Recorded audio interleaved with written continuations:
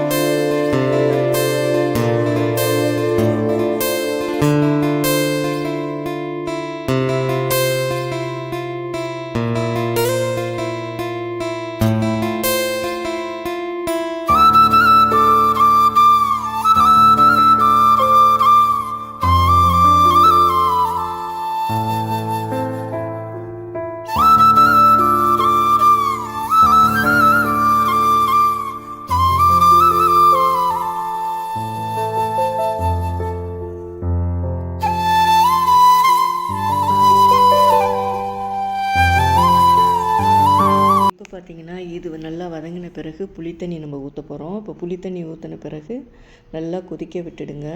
இப்போ இது நான் பொடி மீன் தான் இப்போ நான் வாங்கியிருக்கேன். சங்கரா மீனும் வெள்ளைக்கிழங்கா மீனும் தான் இப்போ நான் வாங்கியிருக்கிறது. இப்போ பார்த்திங்கன்னா நம்ம எவ்வளோ பெரிய மீனெல்லாம் வாங்கி குழம்பு வச்சாலும் அந்த பொடி மீனில் உள்ள ஒரு டேஸ்ட்டு பார்த்திங்கன்னா அது ஒரு தனி சுவையாக இருக்கும். நீங்களும் அதேமாரி பொடி மீன் வாங்கி இந்தமாரி குழம்பு வச்சு பாருங்கள்.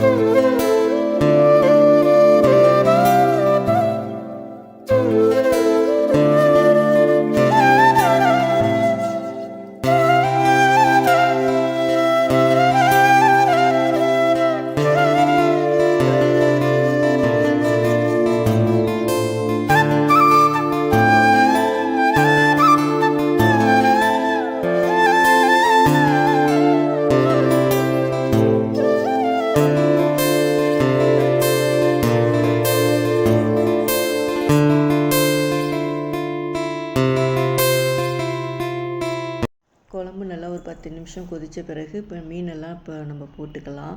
மீன் போட்டு ஒரு 3 நிமிஷம் 4 நிமிஷம் இருந்தால் போதும். ஏன்னா இது மண்சட்டிங்கிறதுனால ரொம்ப நேரம் சூடு அப்படியே இருக்கும், நல்லா கொதிச்சிக்கிட்டே இருக்கும். இப்போ பார்த்திங்கன்னா நமக்கு சூப்பரான மீன் குழம்பு ரெடி ஆகிடுச்சு. உங்களுக்கு பிடிச்சிருந்தா இதேமாரியே நீங்களும் ட்ரை பண்ணி பாருங்கள். இந்த வீடியோ பிடிச்சிருந்தா அந்த வீடியோவுக்கு ஒரு லைக் கொடுங்க. என்னோடய சேனலை சப்ஸ்கிரைப் பண்ணிக்கோங்க. நெக்ஸ்ட் வீடியோவில் நம்ம பார்க்கலாம். நன்றி, வணக்கம்.